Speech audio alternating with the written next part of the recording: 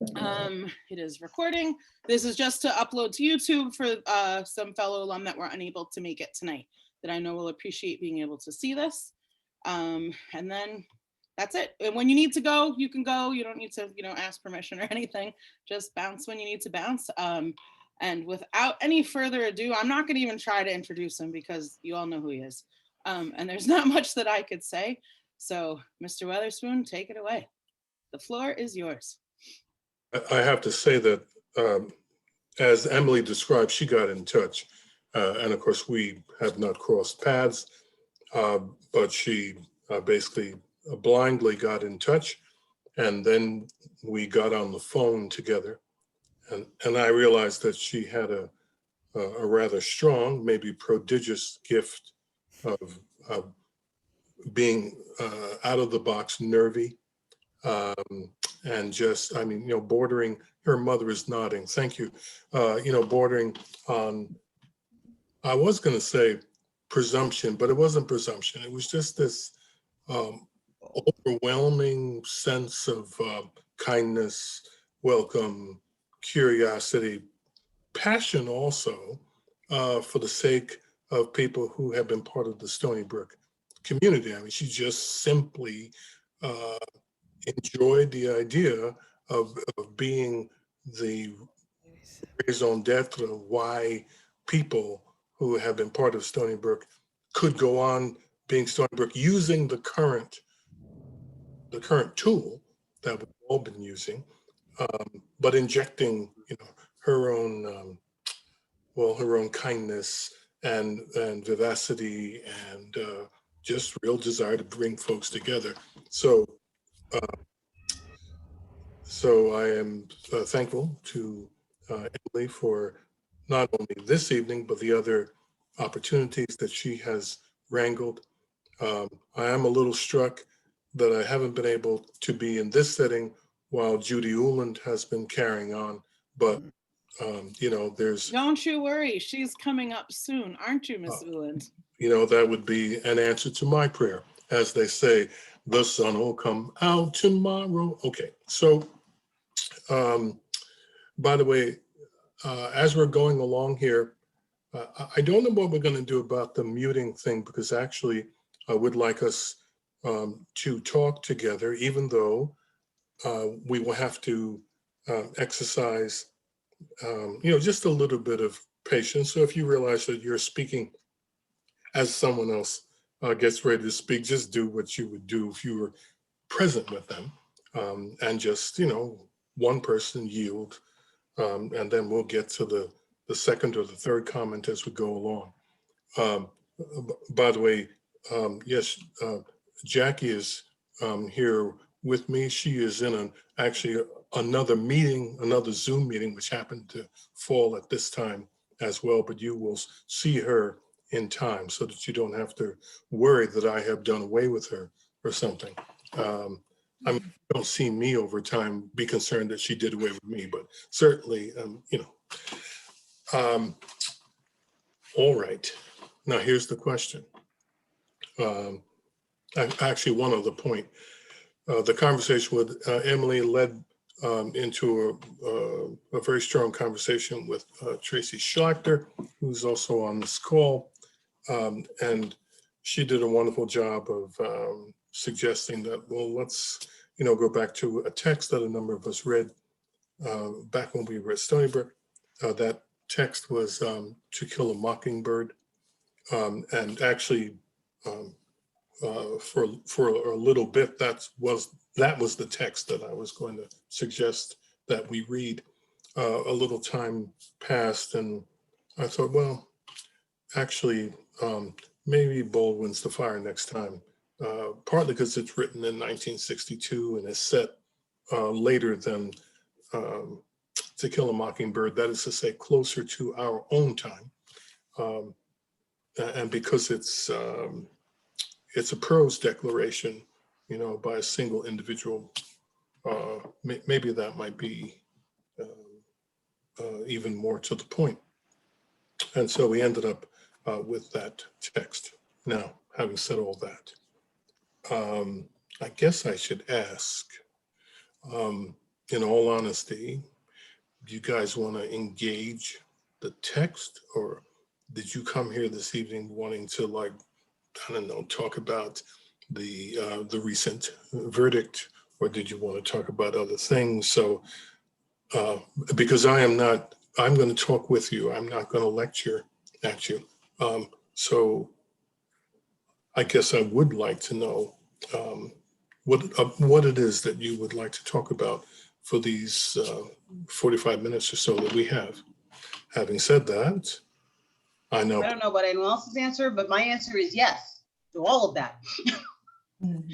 Especially since I found in reading the text how prescient it was as I was sitting on tenterhooks watching the little bit of the trial that I managed to make myself watch, and sitting and waiting for the verdict, and how just this book seemed to dovetail exactly into how I've been feeling of late. Can you spend a couple more sentences or so on that? Ever since last summer, I've had, for lack of a better term, a come to Jesus moment. When it comes to dealing with my own identity as a Black woman, sort of a hybrid, growing up in a predominantly Caribbean family, which has a different cultural aspect than the Black American experience, and dealing with the kind of backlash within myself on who am I really? And reading this book, which, to be honest, I had not read before. I have read James Baldwin, but I had not read these two particular essays before. And seeing these words coming from someone who lived in the neighborhood I was born in, and speaking words that I'm hearing being spoken again now. And there's a 50 to 60 years time span between them. It really hit hard, more than I think anything else I've read very recently, that so much has changed, yet so much is still the same. And where, as a first generation Black Caribbean American woman, do I sit in this place? It's been something I've struggled with since last year. It's been something I've been struggling with since before this, all the way back to when I first moved to Florida and dealing with Trayvon Martin and dealing with some of the first real blatant, overt racism in my face for the first time in a very, very long time. So that's kind of where I'm sitting in this. And when you got the text and I read it, and I've had to tend to take it in small chunks, which for me is a big thing, because usually this is something I can blow through in an afternoon, but I spent so much time. And I'm wondering, especially since you were my teacher. Matter of fact, you were also my lifeguard dummy when I took lifeguard class and I had to drag you around the pool. But when it's been difficult to come to terms, coming from a place where everything in front of me has always been, this is a land of opportunity. You can do anything you want. You can be anything you want. And yet I can't.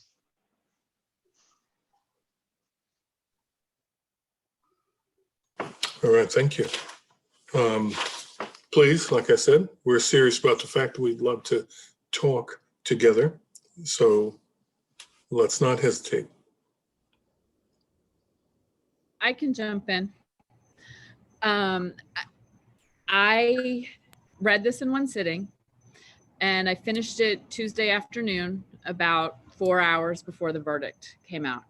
And what struck me, so many things struck me, but it could have been written last year instead of 60 years ago. And the intersectionality of policing, Christianity, white supremacy, just all of it was just, it was so unsettling to realize how people think that this is new, and it's not. You know, this has been going on for a long time. And it was, part of it was comforting because these are things that I know that, like, I'm not losing my mind. Like, these things really are happening. Like, Christianity can be weaponized. Policemen are, not all, there are some issues in the police force. So part of it was sort of comforting to know that this brilliant man was kind of, you know, confirming everything that I was thinking. And then another part of it was just so sad and so disappointing and so frustrating that we're still here 60 years later. Literally nothing has changed. And, you know, I know that when the verdict came, I was thrilled, but also that, like, why am I thrilled that he was found guilty? Like, how could he not have been? You know, we all saw what happened. So the fact that there was even a reason to celebrate that is a huge statement. I don't know. Those were the thoughts off the top of my head. Are you actually on a meeting? Mm-hmm. That's it.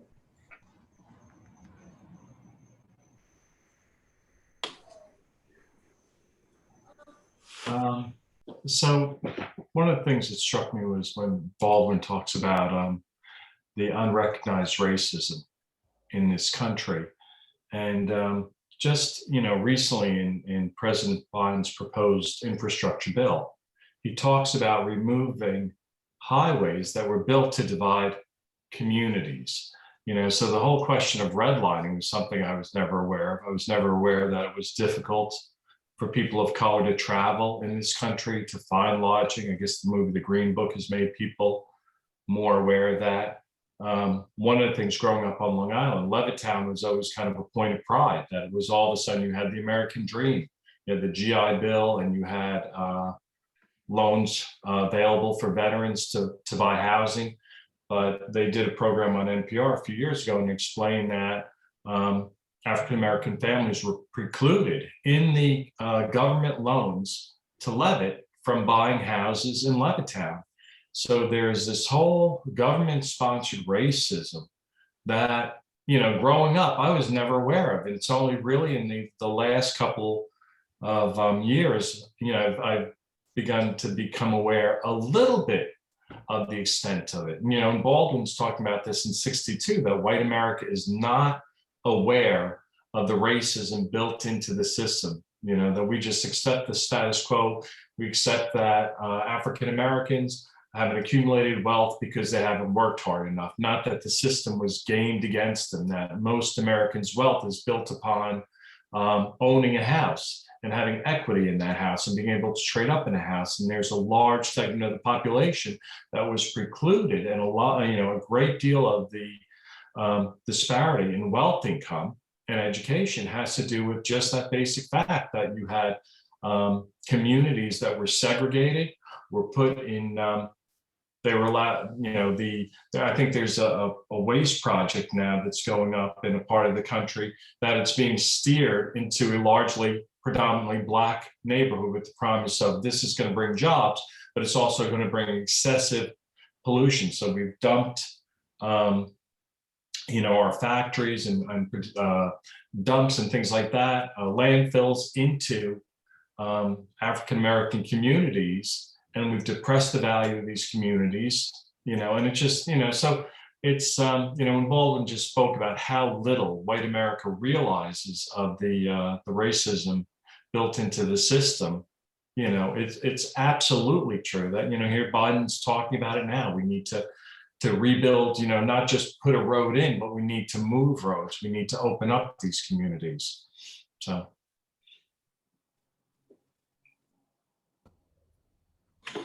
One of the things, of course, that he also speaks to, he speaks to so many things eloquently, and, you know, one doesn't need to agree with him on every point, but certainly since George Floyd was killed,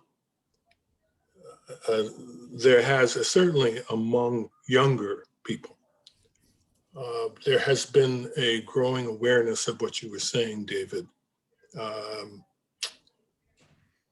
because they found themselves in more, DEI spaces. They found themselves either as people in college or at work, having to at least think about and discuss some of this. And they are also aware that what you said, an awful lot of people in America are simply unaware of the way the country has simply operated for centuries. There is this abiding sense that all of that difficulty was yesterday. But today, we're in a different place. I was struck by the fantasy that people spoke of and lived in for a period of time while Obama was president. And they actually started talking about this was demonstration of a post-racial America, for instance. I mean, all I can say is, as a Black person, that was among the most ridiculous things I'd ever heard. And again, I analogize it to what women know through their lived experience, particularly with men. The cautions and the precautions that they have to take on a daily basis. They have to be attentive, more attentive to their own choices and behaviors and who's around them and what's the context, because they're women. Whereas men, such as myself, spend no mental energy on any of it, just no mental energy. And yet there isn't a woman in this or any other culture who doesn't understand that that's just, to use Baldwin's phrase, it's just the price of the ticket for being alive. So, for instance, Trayvon Martin was mentioned earlier. After Trayvon Martin was shot and killed, I found myself listening to, two very, very intelligent, well-traveled spokespersons on television, people who I respect, but they were both reflecting, both white, but they're both reflecting on comments that Obama had made about how Trayvon could have been a son, could have been a son like he might have had. And the Attorney General at the time said, Holder, made the point that, well, Black families, even to this day, tell their kids, and certainly their sons, they sit them down and they give them, quote, the talk.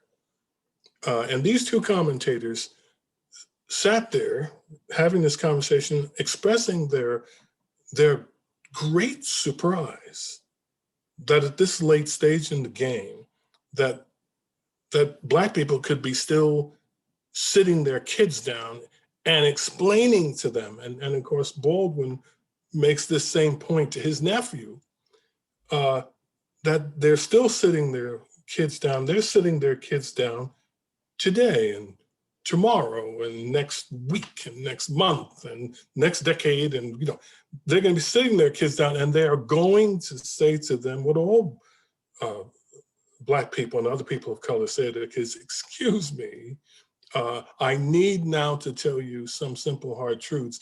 The same way you really do need to sit down with a girl and say, now let's talk.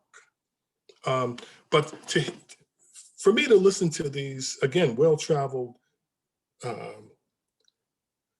well-read, well-educated people who get a chance to interview people from prominent people from all over the world, to listen to these two literate people express surprise that this was still going on. It was like that was the signal to me that, again, this late in the game, we have still not begun to have, let me use what for me is a humorous phrase, a national conversation about race. To me, this is not about a conversation. This is about a more basic recognition that when you are a child and you are engaged oftentimes in egocentrism and you are seeing the world really only out of your own perspective, one of the things we have to understand as human beings is that one can spend really one's whole life in that place. Now, of course, this is what for so many of us is so attractive about the gospel, because the gospel is saying to us that focus, that preoccupation with oneself, that kind of fundamentally self-worship is a form of ongoing death. And the only thing that really makes life worth living is loving other people, and not in a sentimental way, but in a realistic, eyes wide open, other people are broken sort of way. With the awareness, and in fact, even though Baldwin goes to great lengths to try to distance himself from Christianity, broadly speaking, and certainly from the storefront experience that he had, even though, quite frankly, I don't think he does a particularly good job of explaining how he ended up caught up in that ecstasy and terror that he found himself in one Saturday night at his father's church. That's for another time. But anyway, Baldwin, to the end of his life, like John Lewis, who just passed, like Martin Luther King Jr., are people like Angela, like Maya, like others. Angelo. Yeah. Andrew Young. They are caught up in the power of love. Again, not the power of sentimentality. It is the power of love. And Baldwin, again, for all of his attempts to simply express this, as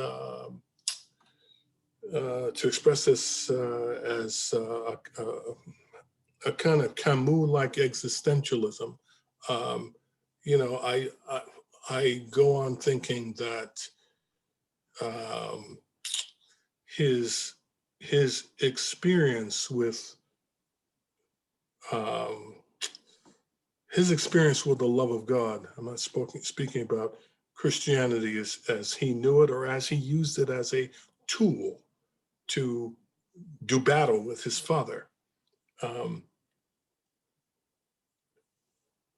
But those of us who have been, and others who have been drawn to this picture of what is necessary, where you're not trying to win a debate with someone. You're not trying to score points. You are looking at the wholeness of the other person, and you are receiving them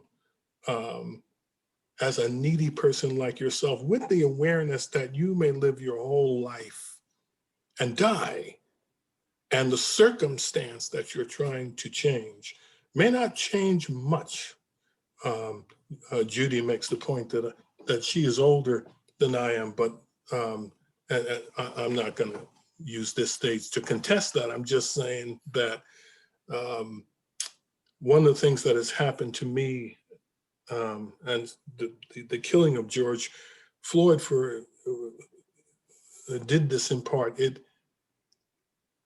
It reminded me of the brevity of my life. My life has been brief. I am 70 years old, and it has been brief.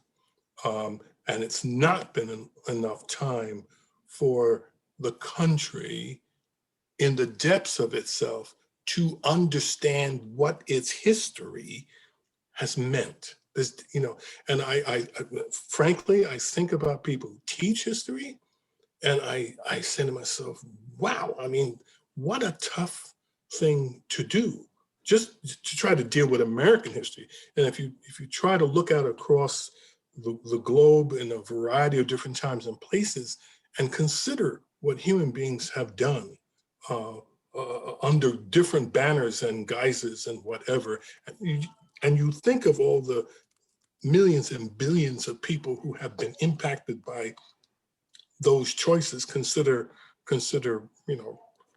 Russia now as it tries to bury underfoot, literally, Navalny.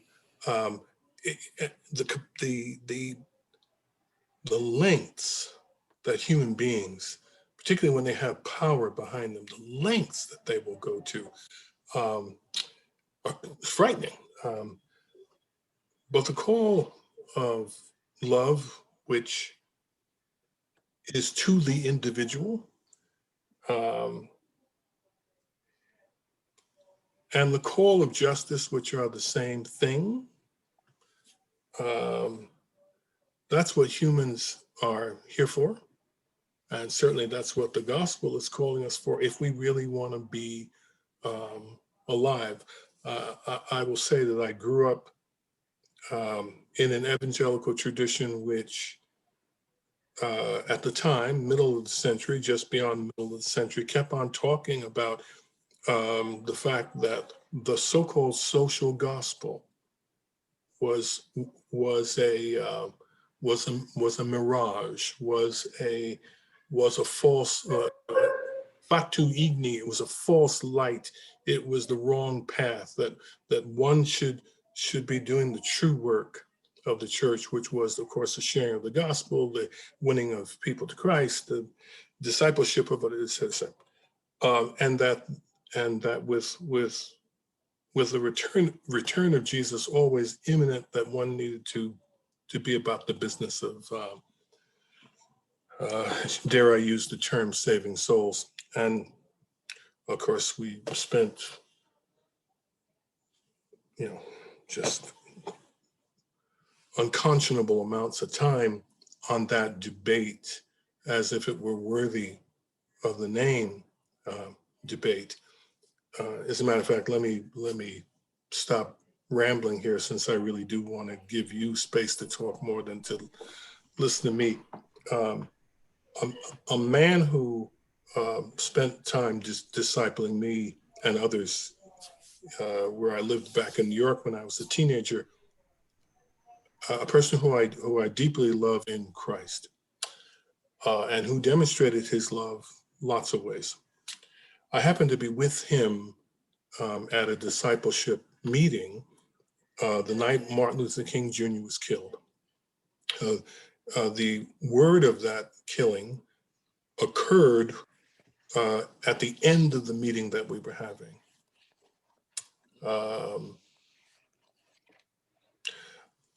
Aware of the impact of this on lots of the kids who were there, and me too, he did take me aside and say, Martin Luther King would not have been killed if he had been in his church preaching the gospel. Now, that was one of the few times in my life, you have these moments every now and then, but it was one of the few times in my life where I kind of stopped thinking for a few seconds. It was either a whiteout or it was a blackout or something. It was just, for a while, nothing happened. When I kind of came back to myself, I realized that a chasm had opened up between me and him, between that understanding of the nature of the gospel and mine. And I didn't have the presence of mind to say back to him in the moment, well, let's consider, if Jesus had just been teaching, school, he wouldn't have Never would have been crucified. Sorry? I'm sorry, I was just chiming in. He never would have been crucified. Well, hello. Okay, so I violated my own needs, which are, frankly, uh, to hear you all talk. The next sounds that you are about to hear are my silence. That is kind of you. But please, we're here all here for a reason. I'm probably the youngest person in the room here from the class of 2009. I've heard a lot about you even throughout my time here. So it's an honor to share the room with you and my fellow Stony Brook School alumni. Very quickly, you mentioned about James Baldwin's sort of religious crisis, and I really empathized with him because in his writing, I see a lot of the struggles of people who look like me, particularly when it comes to their faith and walking with Jesus Christ.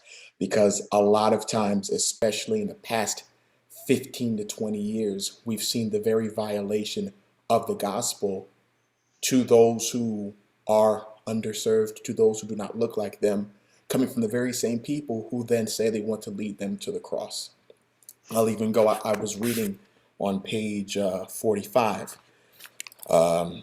Baldwin says, "The white man's heaven," sings a black Muslim minister, "is the black man's hell." And that is a reality that the white American church really hasn't come to terms with and still struggles to come to terms with to this very, very day. It gets very difficult for me sometimes to hear the conversations of those who call themselves evangelicals or what have you. I was raised Pentecostal myself, and I still profess to this day. But I think we have to, if we want to really be transformative, both in our walk and in terms of reaching the lost, there really needs to be the time for talking, I think, has long passed. And if there is ever an opportunity to really stop and try to do real repair instead of trying to leave everything at the foot of the cross when we're supposed to be at the hands of the feet of the one who got off of it and rose up for our sins, I think there's no time like the present to do it. And that's my piece for right now.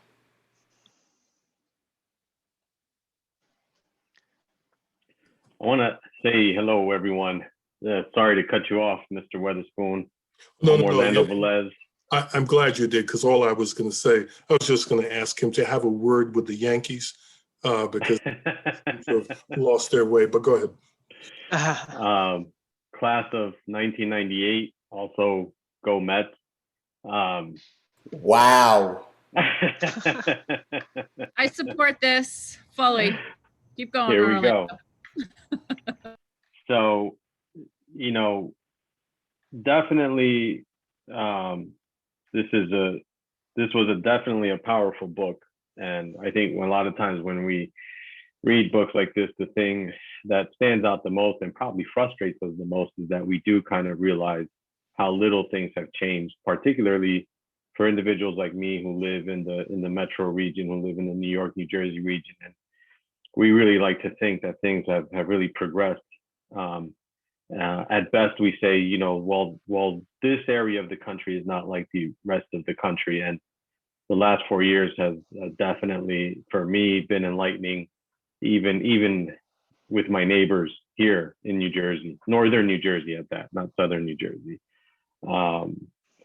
You know, when I got to college, there was a lot of things that I learned by way of elective courses, not core courses, but by way of elective courses that I had not understood or had not learned about the United States and how it has treated people of color, how it has treated people that look like me, how it continues to treat, you know, immigrants or people that are perceived to be immigrants. And I was very angry for a long time because of that. And I've heard a few people here say that, you know, a lot of individuals are walking around, you know, simply unaware of how the United States operates. But I have a bit of a different view on that. I tend to think that people are intentionally made unaware of the way that the United States operates, because I have to ask myself, why was it that I was not taught the things that I learned in college. You know, we learned about other serious subjects. Some can make the argument that maybe developmentally certain people aren't equipped to handle some of the things that you're going to learn in college. But, you know, developmentally, we were, you know, definitely, I think there a consensus was reached that developmentally we were equipped to handle things like slavery and equipped to handle things like the whipping of slaves.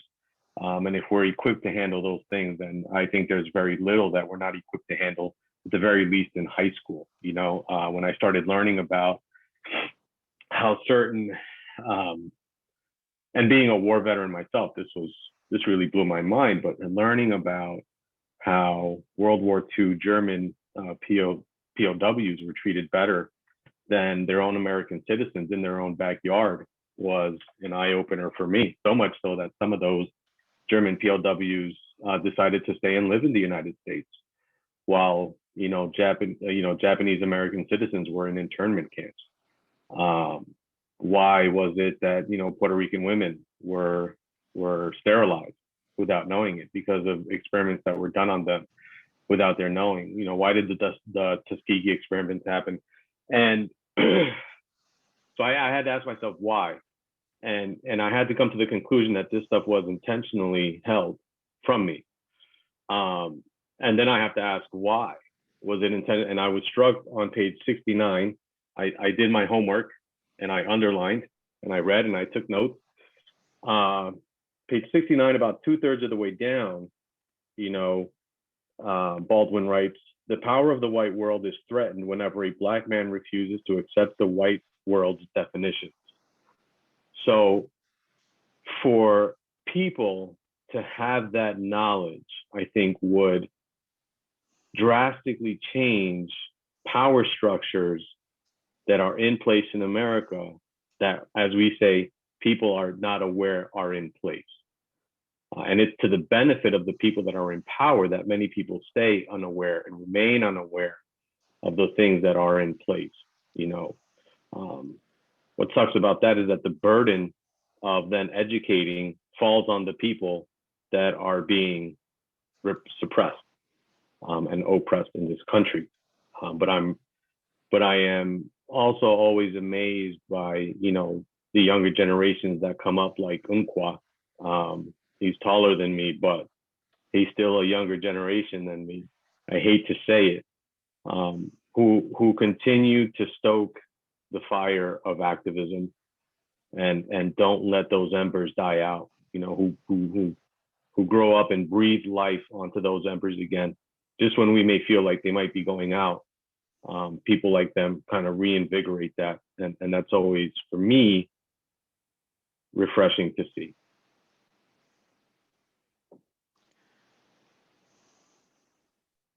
Super kind of you, sir. Thank you. Just to touch on your point, Orlando, and I like to think I have sort of a different view on American history because I was the first person in my family that didn't need the green card. My parents were naturalized. I was mad when I was 10. Why does everyone else green cards? I want one. No, you don't need one.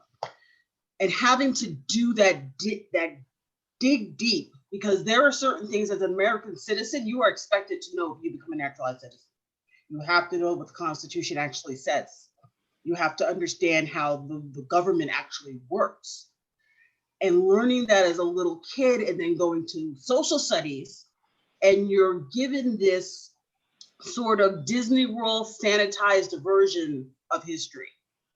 And you don't get into the real nitty gritty of Black people who are counted as 3/5 of a person to deal as a compromise so that the houses of government could be even.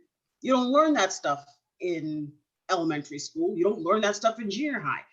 You don't learn it until you go to college. And it's very interesting to me that my parents in their respective countries did learn sort of the hard, nitty gritty, nasty part of colonialism that we as Americans don't get to see because of this certain deification around what this country, how this country started, how it progressed, how it continued.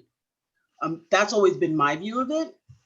I don't know how other people see it, but that's kind of where I always came back to it because I'm like, wait a minute, but that's not what the Constitution says. The Constitution says this. This stuff is baked into our heritage from Jump Street, but that's not what you're taught, because then you have to answer hard questions and they think that you're not ready to answer those hard questions, even though you might be living in that hard situation. And even touching back to Dave, who had said, I never knew about redlining. I grew up in the neighborhood I grew up in because they had forced redlining to relax. My entire neighborhood was way more diverse in quorum than it is today. You know, people don't know that there are places like Gordon Heights, which was in the 30s and 40s. That was the Renaissance area. That was the area that the Harlem Renaissance, the jazz musicians and the writers, that was their summer enclave. Like the theater people, their summer enclave was Fire Island. We don't learn those things until you get older. But why is that hidden from us? Because they think we can't handle it? Or is it just easier to keep everybody in the same levels when you don't give them that information? Can I just jump in? I know we've been talking a lot about what we were taught and not taught in high school or elementary school or college, whenever, but I'm also finding that it's such an uphill battle now as adults when there's so much misinformation, disinformation, flat out lies being spread, and people are just gobbling it up, whether they're it's a comfort to them because it reflects what they already think. I have been in a position where the TV's been on Fox News quite a bit over the past couple of days where I am. And the things that I'm hearing are horrifying, but there are people who are really just taking all of this in and accepting it as gospel and living their lives this way. And I don't know how to combat that because things have become so politicized, and how things like social justice have become a political issue is I will never understand, but that's where we are. So the lines are so clearly drawn, and everybody is standing their ground, and nobody is willing to listen to the other side. And it feels like each day we just dig in harder and don't want to listen, get frustrated when people aren't thinking the way we're thinking or are believing things as they're being told that are probably lies. I just don't understand how everything has become so political. Religion has become political. Social justice has become political. Like, these are not things that should be political. You know, if we want to talk about taxes, yes, political. You know, the killing of a man by a police officer, not political. It's, you know, so it just feels like it's a constant battle with the larger things that are going on in our country, and the way that information is getting out there. If I can just jump in after you, Tracy, I think not the solution to that, but something to throw out there is exposing young people to texts like this. Like for me personally, I'd never read, these essays, and it took me about 4 lines to realize I was going to need a highlighter and a pen, and I literally was transformed back to college. I don't think I've read a text, sorry mom, even including college and grad school, with a highlighter and a pen. But this one I just couldn't stop highlighting, like taking notes and annotating it, being like yes, no, and just my own thoughts. And I think exposing young people, I mean, I'm not talking second graders, but high school students, to texts like this, where I don't know about anyone else, but I felt like when I was reading it that James Baldwin was sitting in my living room and telling me this stuff and being like, listen up, man, like this is what it's like. And then I would stop and be like, wait, was that 1962 or was it last week? Yep. And as a white woman that didn't grow up in that reality, to have it so clearly laid out in a very, I don't want to say simplistic way, but just a factual way, like this is what it is. I think I learned more reading the 130 pages in this book or whatever it was than in lots of my years of education put together. And I do feel that it's something that's a valuable text. You know, we can quickly say, oh, 1962, that was a long time ago. But, you know, all of us are saying the same thing. This book could have been published last year. So there's a conversation right there. Why can we all say that this book could have been published, you know, last week or last year, whatever it is? You know, and to echo what Orlando is saying, full disclosure, Orlando is my direct next door neighbor. Like, we'll give each other a high five after this. And we also went to elementary school together, so we go way back. But, you know, I do think that I personally settle into that kind of like, oh, well, I'm from the Metro New York City area and we don't act like that, or we don't have that behavior. And that's baloney. And I think it's even easier for us to rest on our laurels of living in diversity, whatever you want to call it, and not continue to do this work. And so I'm just very grateful, Mr. Weatherspoon, that you recommended this text, because I'm not sure I ever would have read it. And I think it might be one of the more life-changing books that I've read.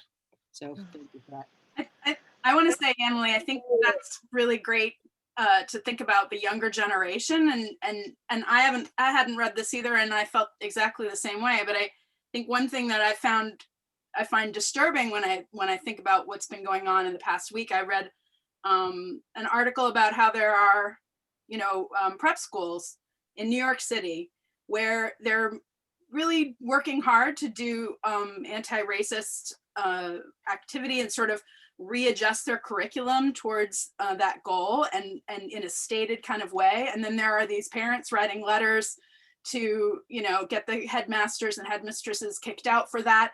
And it's so dispiriting to think that, you know, I mean, these detailed letters with all of these arguments, which you read them and you think, I can see how there are people out there who are going to read that and think, yeah, that's reasonable. That's a reasonable argument, that it's, you know, that the school is going in a direction that it shouldn't go in, or that it's not academic enough, or not, you know, and using words like, you know, anti-intellectual for those kinds of anti-racist goals. It astonishes me that anybody could write something like that and think that and understand it in such a twisted way. And it's very depressing. I feel like, you know, I mean, here we have the verdict and people feel this moment of relief, and then turn around and, you know, Ma'Khia Bryant, it's like, I'm feeling so kind of discouraged. But I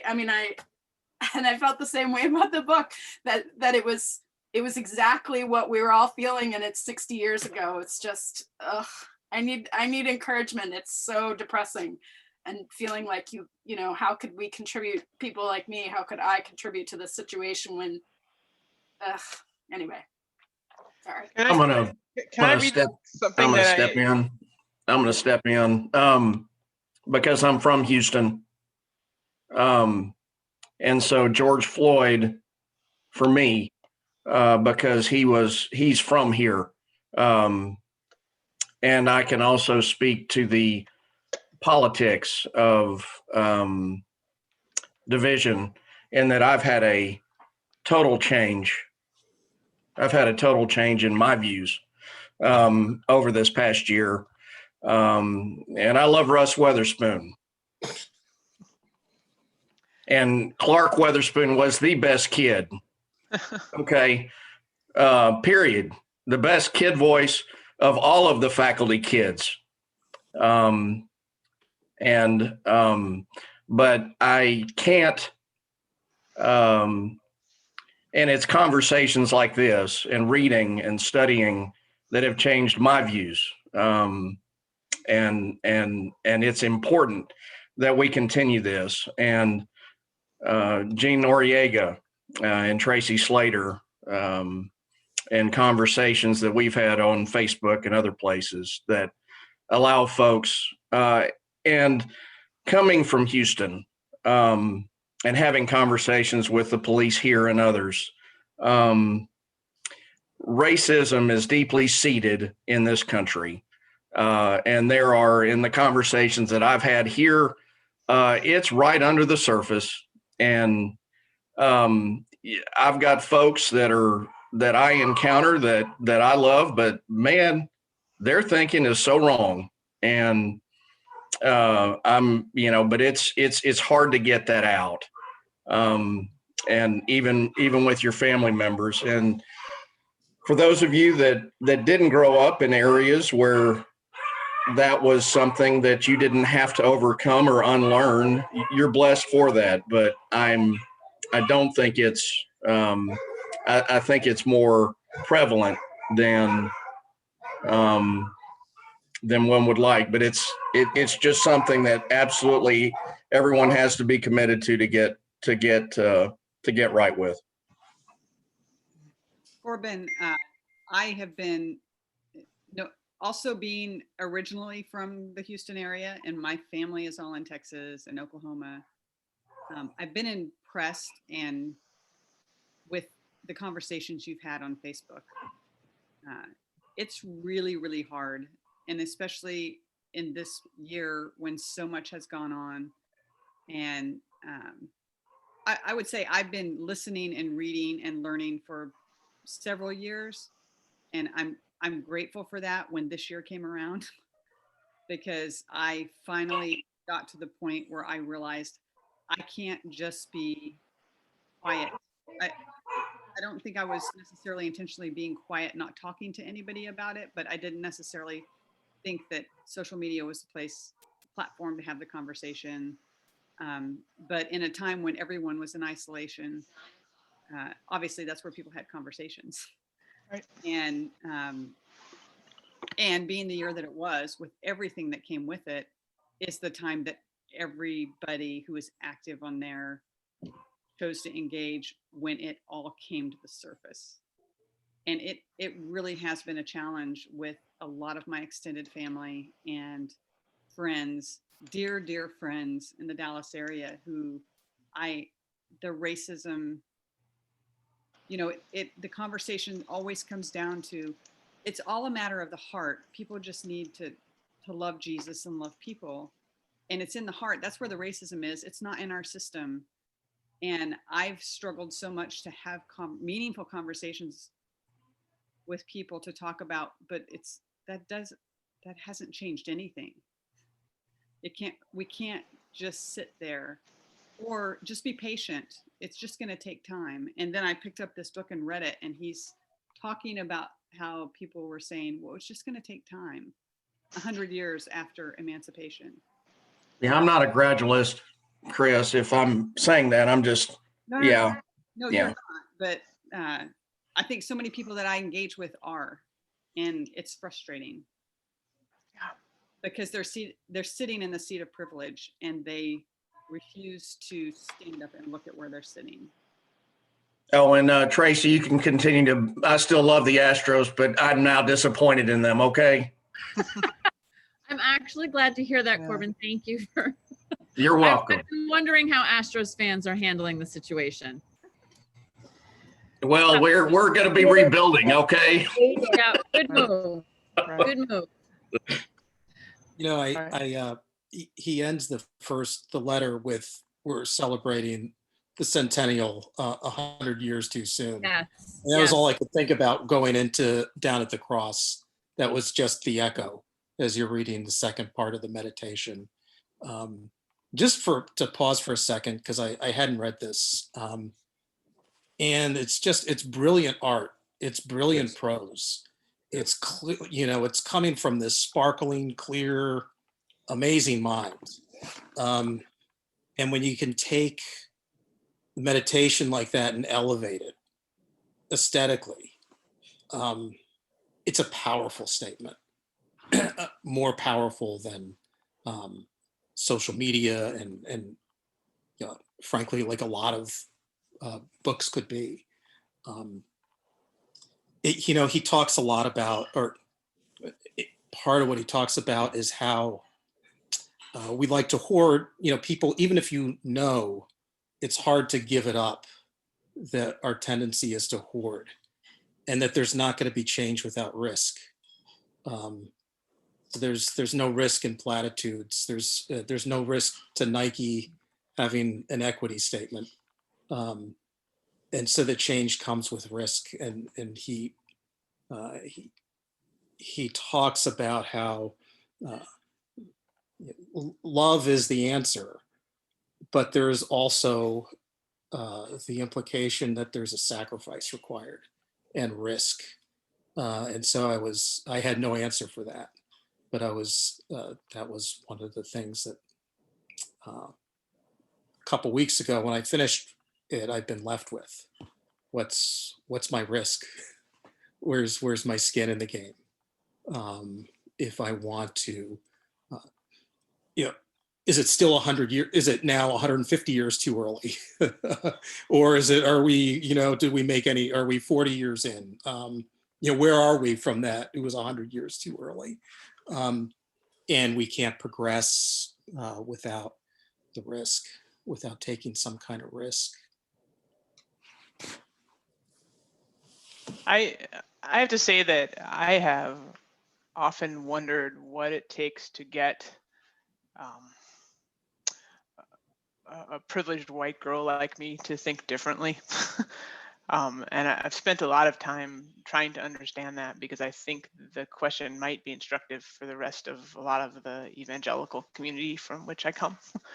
And one of the things that moved me so deeply at the end of this book was his observations about sacrifice and suffering, as you said, Andrew, and this is I don't know what page it is in my book, but he says, but people who cannot suffer can never grow up, can never discover who they are.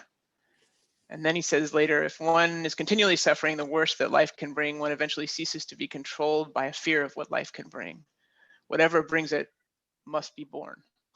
Whatever it brings must be born. And first it made me think about the Sermon on the Mount and the Beatitudes, blessed are the poor in spirit, and kind of an understanding that to be willing to take risk is really about not worrying about the consequences, and understanding that as a person who's come from privilege, like I don't even know what it is to suffer, and I think that the call to try to even begin to understand is so high and so hard. I think it's why there's a hard time in the evangelical community. They think they're suffering and they read the Sermon on the Mount, and we all have this great, oh yeah, the poor in spirit, but there's a lack of understanding. I have a lack of understanding, and I read this and I thought, what needs to happen to me for me to reach a place where I have any modicum of understanding of people around me? Like what is it that raises my awareness to the point where I'm willing to set aside my privilege and take risk? It was really challenging to me in those ways, and I really was moved by the book and some of his conclusions as a personal challenge. One of the strong ironies of literature, and a telling one at that, is that we can find similar statements going backward in time. Between the World and Me by Coates, which has been noted in the chat, the reaction to that, in many ways, beautiful book, also wonderfully written. The thing that blew me away at the time it came out was the number of people who were reading it, discussing it, rightly celebrating it, but were doing so with no awareness of The Fire Next Time, and the fact that Between the World and Me was basically an homage to The Fire Next Time. And the lack of awareness of other voices like this at the beginning of the 20th century and in the midst of the 19th century. Voices going back, to the Massachusetts legislature and the New Hampshire legislature during the Revolutionary period, when enslaved people hearing these ideas that were in the air and emblazoned in the Declaration of Independence and common sense and all that. Enslaved people's hearing of these things raised their hands and said, oh, by the way, we are totally down with that as a concept. Like, how about some freedom for us too? My point being that among the things it's important to learn and live with is the fact that these voices have simply always been there. And that, of course, should not be a surprise given the desire that human beings have, all human beings have, for freedom. I also think about how in the book of Exodus, I think it's in the first or second chapter, we end off the story of Joseph and his brothers and the immediate generation thereafter. And we get ready for the story of Moses, the coming of Moses. But the writer sums up the turn of fortunes of the Hebrew people. He or she sums that up in about one sentence or two, simply saying, and then there came another Pharaoh who knew not Joseph. And then in a breathtaking brevity indicates that the children of Israel spent 400 years in captivity. Again, he does all that in a sentence, which reminds me that you can spend 400 years waiting for liberation, a deep and full liberation. And that doesn't mean that during those 400 years there won't be riots and insurrections and all the rest of that jazz. But my point is that one can be born and live a full life and die, and still not be accorded full human dignity. So that our reading needs to be broad. It needs to be in the 21st century. It needs to be in the 20th century. It needs to be in the 19th century. It needs to be in the 18th century, etc. Because when you talk about this stuff is not new, boy, that is the understatement of the age. Let me also say that we have made progress of sorts. Chauvin's verdict is one potential indicator of that, although it does chill me to know that the only way we got there was through the actions of a teenager who videotaped and then just put it out there for a horrified world. In the middle of the last century, we had a young man named Emmett Till who was brutally murdered, and his mother took the powerful step of saying, no, I'm going to have an open casket service. America needs to see what some of the people of this nation are willing to do even to a child. Now, the fact of the matter was what they did to him, they did to men and women and girls for the longest time. This is another one of those historical things that we somehow or another are studiously unaware of, or when we think of the so-called race riots of the earlier 20th century, where you go in and you burn down whole Black neighborhoods or towns. So the idea that we haven't progressed beyond some of the barbarity that we were capable of doing, that's going too far. The shocking things we see now that we have cell phones or mobile phones where we can record live the murder of persons, as shocking as that is, and as critically that needs to end and stop being a possibility. That's pretty clear. But when we look back and we see what this country was, what people in this country were willing to do to people of color, whether they were Native Americans or you name them, one would hope that with more knowledge about that past, we might be able to address our present with greater courage and love, and we could stop otherizing people, whether they're immigrants or whoever they are, that we could just learn to stop doing that.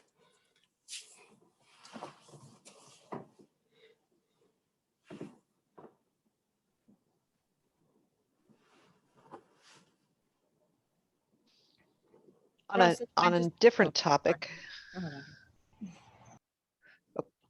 I thought it was quite interesting the way his commitment to different religious beliefs kind of changed throughout the course of the book.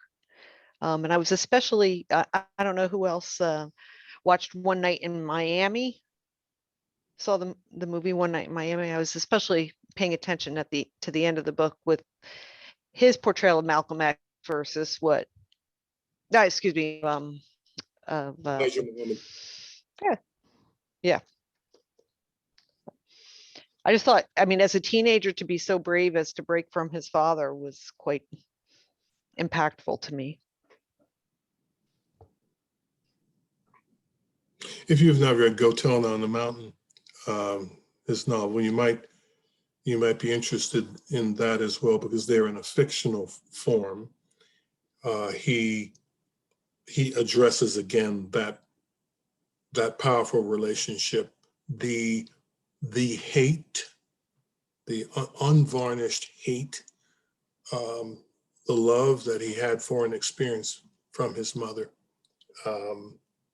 his beginning sense of life in the church, etc. It's interesting to compare what he describes in The Fire Next Time and how he fictionalizes accurately, faithfully, those same dynamics.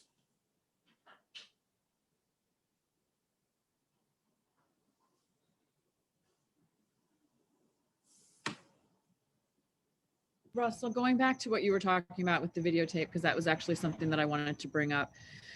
I'm wondering if in this world that we're living in now, where things are being recorded and we're seeing things with our own eyes, do you think that is going to help propel us in a direction of, like you had mentioned before, those who say that we're in a post-racial world?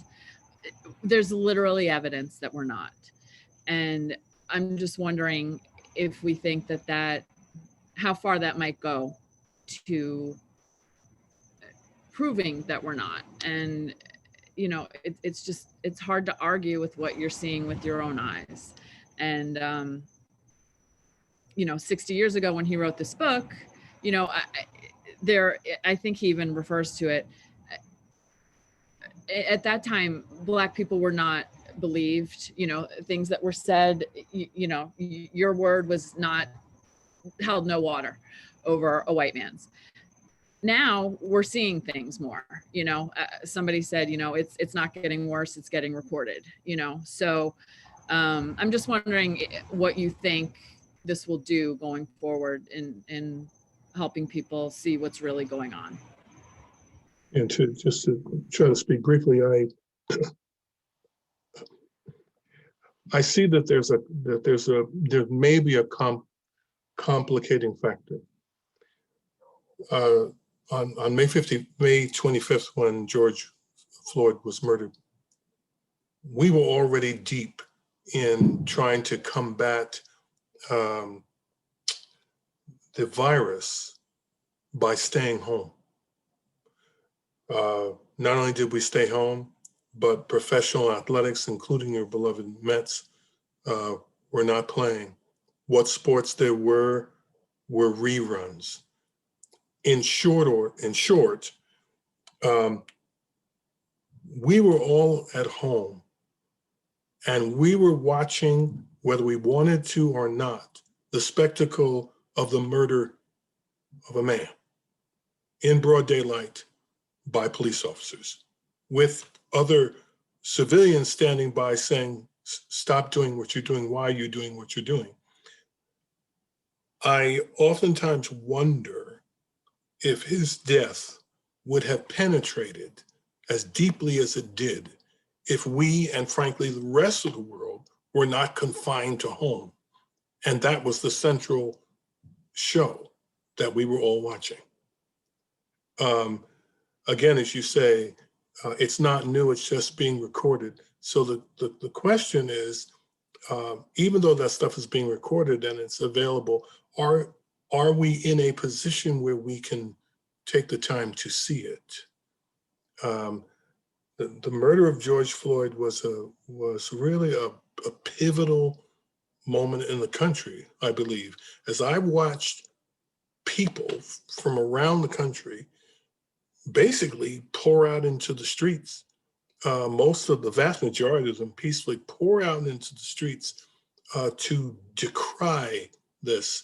And when I frankly looked and talked with an awful lot of white people who were not only horrified at what they saw, but they were also horrified that it provided for them evidence that they had not been lied to by Black people about these things. But here it was in its simply starkest terms. And then they could back up and start thinking back through other names and other people, men and women and boys and girls, and then go, oh my goodness, does this mean that those people who I thought were just exaggerating were not? Millions of people, millions of white people, it was pretty clear. They were frightened by that, and they were frightened, I think, by what they took to be their own culpability, thinking, my God, so this really kind of goes on, and I'm a citizen, and what am I doing? And then, as someone else pointed out, and there's not time to do this tonight, but to listen to some of our brothers and sisters who are part of the evangelical community,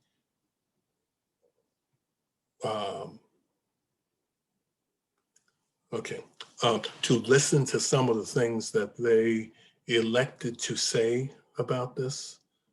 By the way, I want to be clear.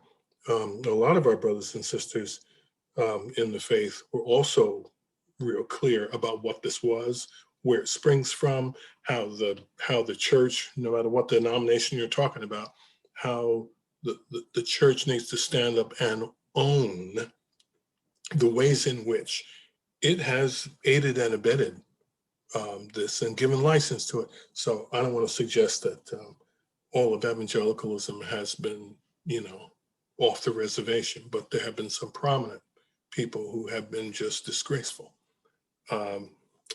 But yeah, I think that George Floyd has his murder, this verdict has positioned people now where they realize, okay, we were frankly not willing to believe Black people. We thought they were just a bunch of complaining people who hadn't gotten over slavery.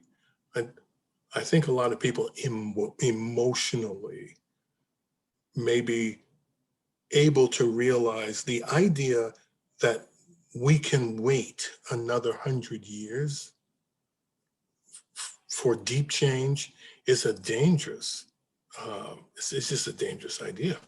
Not because we're Black, but because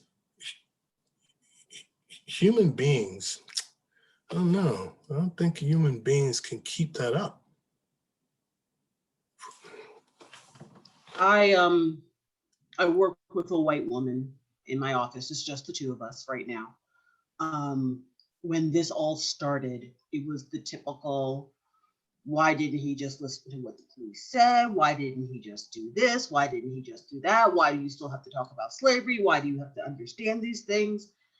And watching her progression throughout this year to where she sat down with me today and we were having lunch and she said, I need to check my privilege. These are words that she would never have spoken 10 and a half months ago, ever. Everything was, why do we have to deify George Floyd? He wasn't a nice person. Like, he didn't ask for this.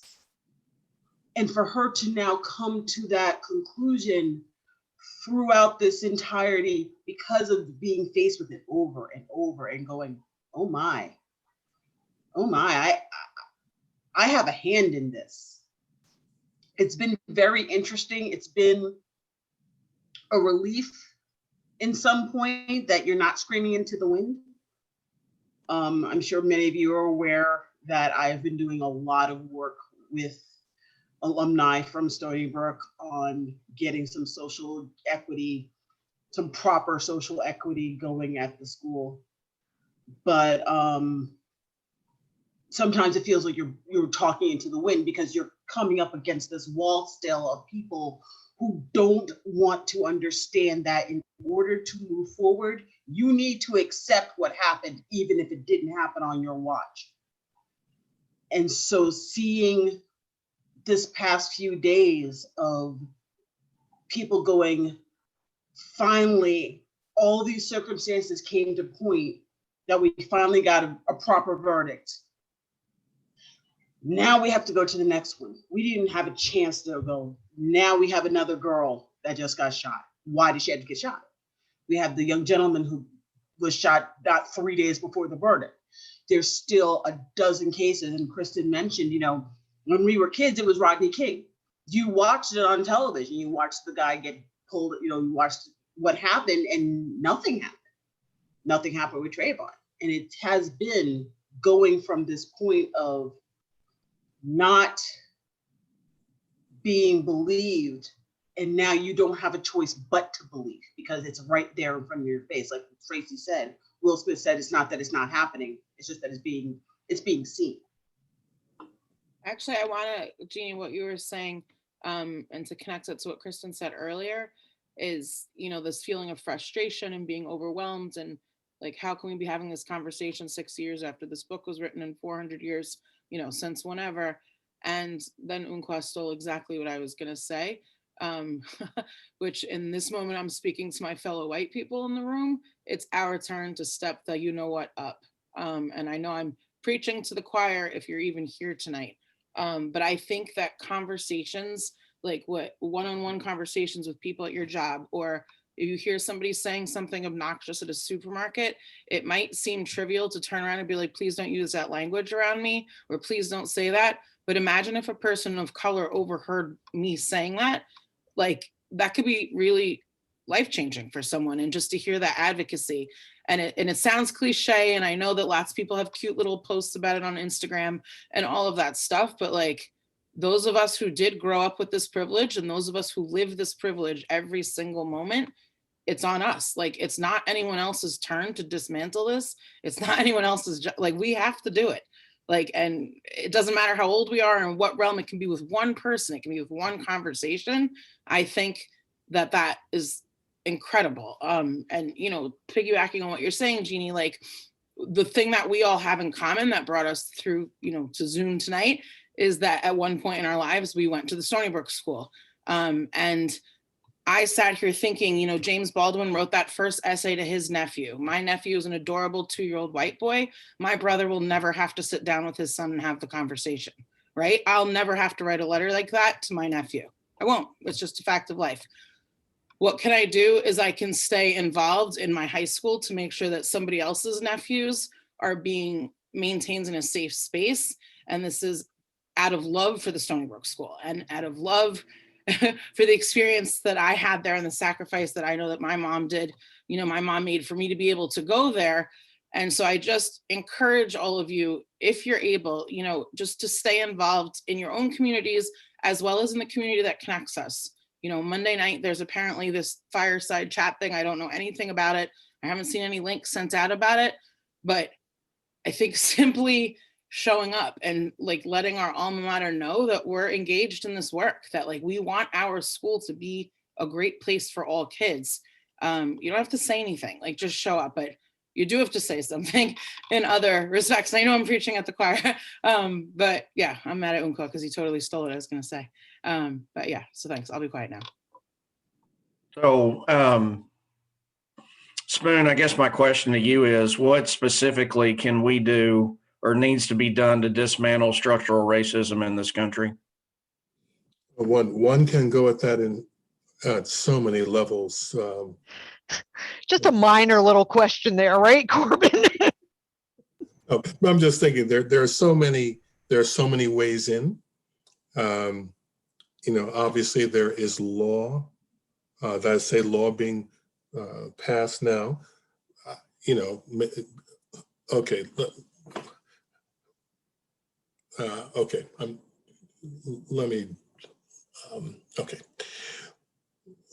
One can pay attention to laws being passed and try to talk with other people, friends and others, about the impact of those laws, particularly if those laws seem by design to be about marginalizing folks. And one can start with laws that people are anxious to pass around voting. That's one thing. Just a moment ago, we were talking, Emily was talking about the kinds of conversations which we may overhear, or that more importantly, that we're part of with people that we know. As people who believe in the risen one, of course, our responsibility is to respect the dignity of all people and to love all people and to remember that we too are sinners. But all of us also have a prophetic calling that we must do humbly. We don't have to be in the business of condemnation, but we can be in the business of challenge. When I lived in Stony Brook, I was the second Black person to be part of the Stony Brook Fire Department. It was pretty clear that there were people who were not happy about that. And one day I was in the station when on the other side of the wall, I was listening to one of the men there speak as derogatorily about Black people as one has ever heard. He was unaware I was in the station. He was talking to other people. They were not challenging what he was saying. I stepped into the room where they could see me. I didn't say anything. I just looked at them. I didn't need to say anything. And I walked out because these are the guys that I was fighting fires with. I could do 2 hours just simply on racism in the fire service another night. On the other hand, not on the other hand, on a similar hand, in the town where I've been living for a long time, Exeter, the Ku Klux Klan came along and they were doing recruitment for several weeks. And Clark, who you mentioned, was still a young boy there then, and his sister, Rebecca, younger still. And the two of them were so young that they wanted me, they asked me what all this was. By the way, all this was 3 people who were doing this recruiting in their Ku Klux Klan regalia. Anyway, and I looked at them and I thought, okay, I need to explain this to them briefly. I said, well, these people want to be set apart from other kinds of people, including us. I said, but I don't think you need to spend a lot of time worrying about this because this actually is the town's problem. This is not our problem. And we are not going to talk about these people as if they're our problem. They're not. We're going to watch what the town decides to do. Make a long story short, the town responded beautifully and made it very clear, both from the Chamber of Commerce, through the people who own the businesses, the selectmen, average people who live in the town, they made it crystal clear that this kind of drive was not welcome. And so then I talked with Clark and Rebecca about what the town had done, just reinforcing the idea. This is not about us. Frankly, right up until this very moment, I just need people to talk to other people about the humanity of all people. I need people to remember their people and to not allow other people to draw a circle which excludes anybody in the species. That's, and that, that can be uncomfortable at times, because you sometimes think, I don't want to drive a wedge between myself and my relatives or my boss or my whatever. But I mean, this is part of the price of the ticket, as Baldwin is talking about late in the book. And the only other thing I can say is, let me put it this way. Over the years, I have not had much patience for times when I've had to, like, for instance, be drawn into, seminars and discussion groups and one thing and another about race. And the reason I have avoided those largely is because before the session begins and while it's going on and after it's over, I'm Black the whole time. And being with people who are going to talk about this in a seminar for like 90 minutes, when before, during, and after, this is my life. This is it. I don't take any time off from being Black. So I just, I want to be with people who realize, like, people live their whole lives enmeshed in this madness, their entire lives. And all my relatives and all the stories they can tell me about the jobs they couldn't get and the homes they couldn't buy and the products they couldn't buy and the counters that they couldn't sit, all that stuff that anyone who is Black can tell you from their own lives. I mean, you're just sitting around going, can we, like, get over this? Like, what is the problem? I realize it's issues around white superiority, but that's what ends up setting the context for people's entire lives. So every word that can be said to other people to remind them, listen, our job as human beings is to try to be more humane. That's the job. And every time we turn our back on that, we're kind of poisoning our own lives, let alone others. So none of us needs to turn into John Lewis.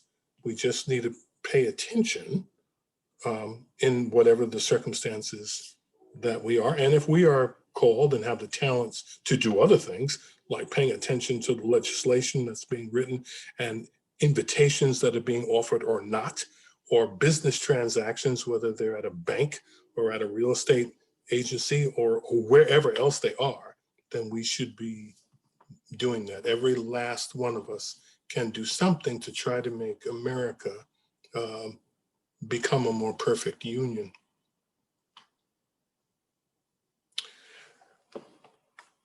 And by the way, Emily, I do recognize that we have shot past the mark.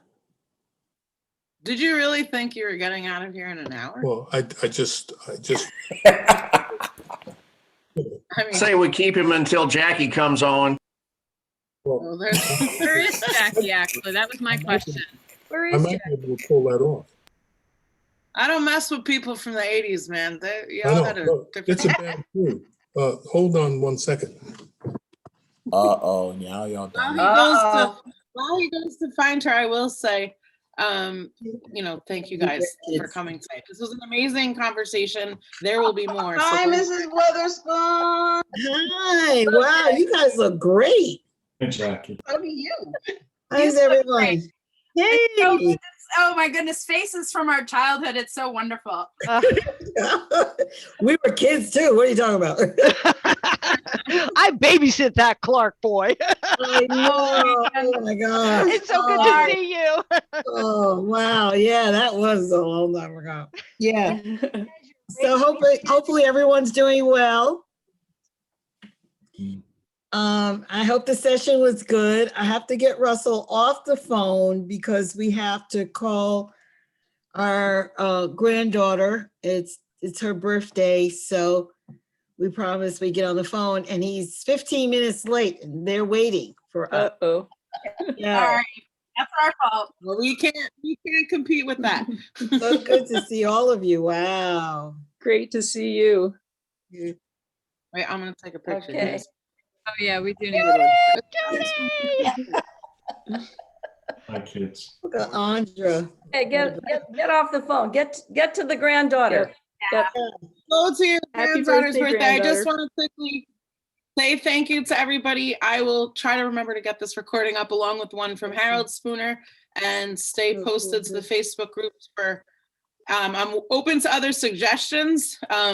Also, there have been a couple of alumni that have said they're kind of experts on a topic that they'd be willing to talk about or lead anything. So I don't see this going away as long as people are still enjoying it. So feel free to email me if you have other ideas or suggestions. That being said, have a great night, Thanks everybody. for putting it together. Thank you. see Thank you, everybody. Laura. Bye. Tracy, Bye. Tracy. Bye. Thank you. Excellent job as always, Emily. Thank you. Good night. Weatherspoons, go call your Go call your granddaughter. granddaughter. Bye, I'm Weatherspoon. gonna kick you guys out of my Bye, Zoom. Tracy. Good night, everybody. Good night. Bye, guys. Thanks, Emily. Go to sleep, Laura. Thank you, Laura. Go to sleep. Hi, Tracy. Bye, Dave. I'll see you soon. I'll come out and visit, all right? I will. I would love to see you again when we have more time. We were kind of rushed that day, but I do want to see you again. Bring Mags out with you. Ooh, is that a Phillips hoodie to mess Like with that? the exeter thing? Yeah, I just saw it now. That's what you got. My homage. It's funny. I had Russell, I think, the first class he ever taught at Stony Brook. It was Really? an That's eighth grade great. English I just class. So when he came to the school. So thank you for having him. It was so good to see him. Oh, it was a great talk. Oh, Yeah, really powerful. now I Very have to go powerful. process it all. Thanks, guys. Have a great night. Bye, Dave. Bye Bye, now. Emily. Bye.